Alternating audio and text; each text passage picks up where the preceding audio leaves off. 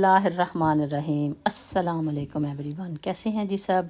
उम्मीद करती हूँ कि सब ठीक होंगे। अल्हम्दुलिल्लाह हम लोग भी ठीक हैं, अल्लाह ताला का शुक्र है। अल्लाह ताला सबको अपने घरों में खुश और आबाद रखे जी। तो ये आज का व्लॉग जो स्टार्ट हो रहा था वो ब्रेकफास्ट के टाइम से स्टार्ट हो रहा था। तो ब्रेकफास्ट में मैंने सोचा कि चले मैं ओट्स वगैरह 2 दिनों से ले रही थी, अंडा वगैरह ले रही थी। मैंने कहा चले यहाँ थोड़ा डिफरेंट बनाती हूँ क्योंकि मेरे पास पफ पेस्ट्री पड़ी हुई थी। तो मैंने इसको एक के पीनट बटर लगाया और एक के ऊपर एप्रीकोट का जो जैम था वो लगा के, तो ये मैंने अपने लिए नाश्ता तैयार किया था। और नाश्ता तैयार करने के बाद फिर मैं चली गई थी मैं और ज़ीशान हम चले गए थे लिडल में, कुछ चीज़ें लेनी थी। मैंने कहा चले ले आते। ये सैटरडे की वीडियो थी, तो सैटरडे से नाश्ता जब स्टार्ट किया उसके बाद फिर हम लोग आ गए थे इधर मार्केट में। तो मार्केट में इतना रश था कि आपकी सोच है कि हमारे लिए बास्केट जो लेते हैं ना छोटी वाली, वैसे तो बाहर से लेते हैं आप बड़ी वाली जो लेते हैं, तो लेकिन छोटी वाली जो बास्केट अंदर से लेते हैं वो बास्केट एक भी बास्केट जो थी ना वो भी नहीं पड़ी हुई थी। और कितने लोग हमारी तरह ढूंढ रहे थे कि कोई हमें बास्केट मिल जाए। तो क्योंकि सब इतना बिज़ी कि यकीन करें जिस तरफ से भी गुजर रहे थे उधर ही लोग, जिधर जाएं उधर ही लोग, इतना बिज़ी। और ये देखे सब खाली हो रहे थे साइडों से, सारे लोगों ने इतनी चीज़ें मतलब ख़त्म हो चुकी थी ना, इतना रश था। और बाहर जब हम गए थे वहाँ पे उस वक़्त भी कोई पार्किंग की जगह नहीं थी। बड़ी मुश्किल से हमने एक साइड पे थोड़ी सी जगह, सब लोग वेट कर रहे थे, कभी उधर से जा रहे थे कभी उधर से आ रहे थे, सब लोग वेट कर रहे थे। आगे पीछे गाड़ियाँ लगी हुई थी कि पार्किंग की भी जगह वहाँ पर नहीं मिल रही थी। चलें वो तो हमने पार्किंग की जगह तो जब हमने ढूंढ ली, जब हम अंदर आए तो हमें कोई बास्केट नहीं मिली। फिर मैंने कहा चले हमने इतनी ज़्यादा चीज़ें नहीं लेनी थी, चीज़ ख़त्म हुई थी। तो मैंने सोचा कि चलें ले आती हूँ। ज़ीशान कह रहा था कि मुझे चीज़ के साथ उसने कुछ बनवाना था मेरे से कोई, तो मैंने कहा चलो चीज़ ले आते हैं। चीज़ लेना था और साथ में फिर एक दो और चीज़ें जो याद आ जाती हैं वो उठा लेते हैं बस। तो ज़्यादातर चीज़ के लिए हम लोग गए थे, लेकिन इतना रश मैंने कहा शायद हम ही गलत टाइम पे आ गए हैं, सिर्फ हमने चीज़ लेनी थी। तो इतना ये देख रहे हैं आप हर तरफ, सारी तरफ इतना रश है ना, पूरी मार्केट रश से भरी पड़ी थी। बहरहाल फिर हमने जो एक दो चीज़ें लेनी थी वो हमने ली वहाँ से। तो जिस तरह मैं पिछले दिनों बता रही थी कि इतना सन्नाटा था मार्केट में, और आज उसके अपोजिट था। आज तो बिल्कुल, और वैसे भी आप लोगों को पता है यहाँ यूके का वेदर तो इतना गंदा होता है, इतना डिप्रेशन वाला होता है, इतना डिप्रेस्ड होता है कि आप लाइक दिल करता है कि चलें बाहर बहाने से ही चले जाएं, चाहे एक ही चीज़ लेनी है, लेकिन ये है कि थोड़ा बंदा फ्रेश हो जाता है। तो घर में भी आप रहते हो सारा टाइम, तो ज़ाहिर ही बात है कितना इंसान टीवी देखे या कितनी ये सारी चीज़ें देखे। तो मैंने सोचा चलो एक ही लेनी है, एक दो चीज़ें लेनी है, चलो हम दोनों जाते हैं। सारा मैंने ज़ीशान को कहा चले हम घूम भी आते हैं और साथ हम जाके अपनी जो एक दो चीज़ें लेने हैं। आप रश देख रहे हैं, अब ये टिल पे इतनी लंबी क्यू थी ना कि आपकी सोच है कहाँ तक लोग खड़े हुए थे पीछे जी। तो उसके बाद मैं आ गई थी घर, जैसे कि मैं आप लोगों को बता रही थी कि मैंने चीज़ लेनी थी। ज़ीशान ने भी कुछ बनवाना था मेरे से, तो मैंने कहा मैं ज़ीशान ने कुछ बनवाना है तो मैं भी कुछ साथ में बना लेती हूँ। उसी वक्त ये लंच का टाइम हो रहा था, तो मैंने सोचा कि मैं भी लंच के लिए ना अपने लिए कुछ बना लेती हूँ। तो ये देखें यहाँ पर मैंने लहसन छीला था, लहसन को मैंने इसको रोस्ट कर लिया था अच्छी तरह से। तो लहसन वैसे मुझे जो है ना बहुत ज़्यादा पसंद है, जिंजर और गार्लिक दोनों ही मुझे बहुत ज़्यादा पसंद है। तो यहाँ पर मैंने थोड़ा सा मक्खन लिया है, मक्खन के अंदर वही जो मैंने रोस्ट किया था लहसन वो डाला है, चिली फ्लेक्स डाली हैं और धनिया डाला। और बस ये मैंने इसके लिए चीज़ गार्लिक ब्रेड बनानी थी, उसके लिए मैंने जो है ना ये अपना इसकी स्टफिंग जो है ना तैयार कर ली है।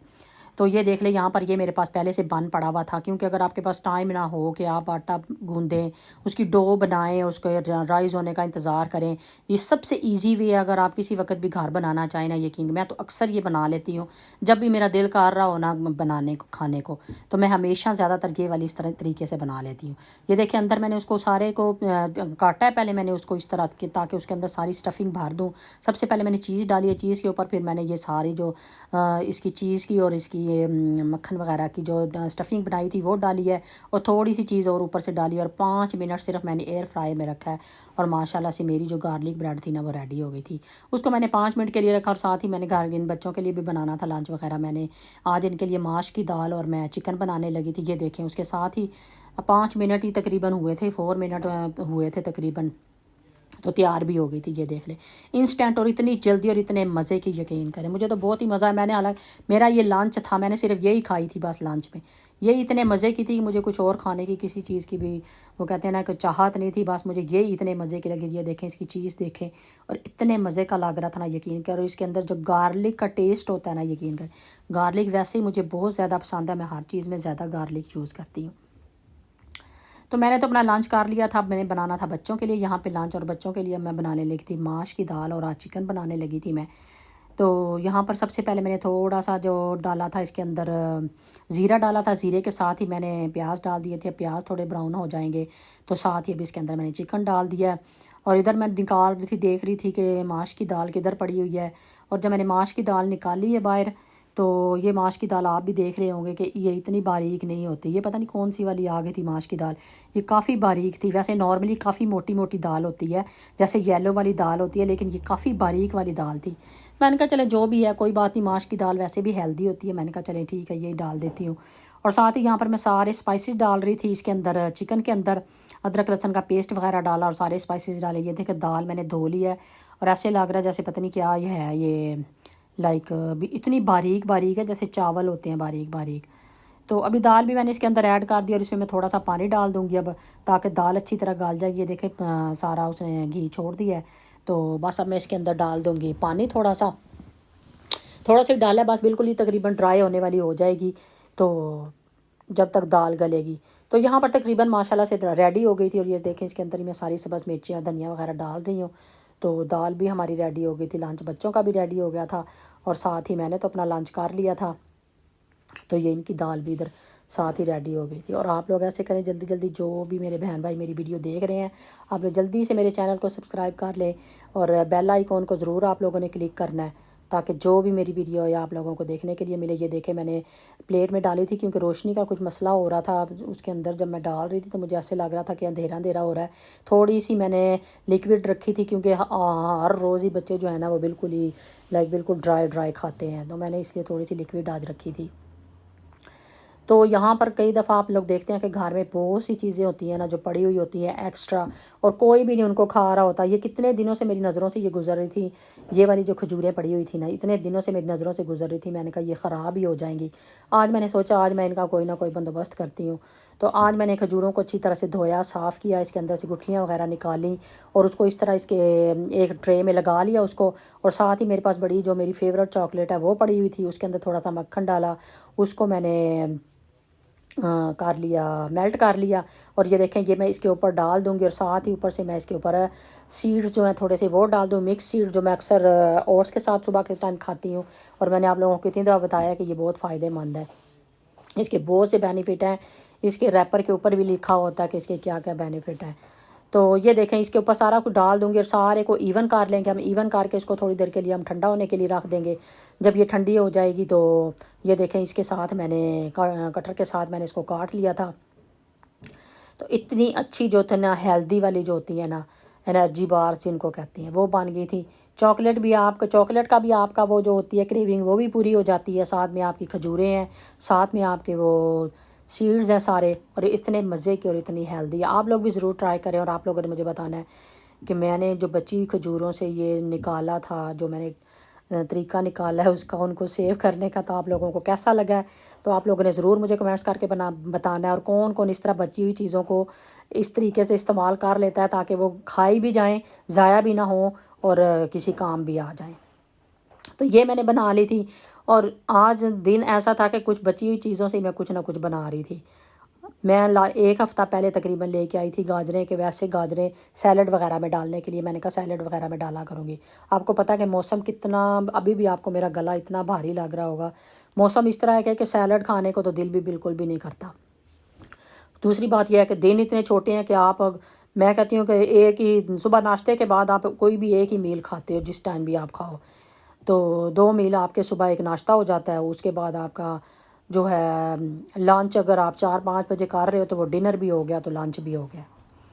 तो मेरे पास गाजरें पड़ी हुई थी, इनको मैंने जल्दी से काश किया। मैंने कहा चले आज इनको भी मैं ना गाजर का हलवा बनाती हूँ, टेस्टी सा बनाती हूँ इसके अंदर बहुत सी चीज़ें डाल के। तो यहाँ पर मैंने थोड़ा सा देसी घी ले लिया था और उसके अंदर मैंने डाली हैं गाजरें।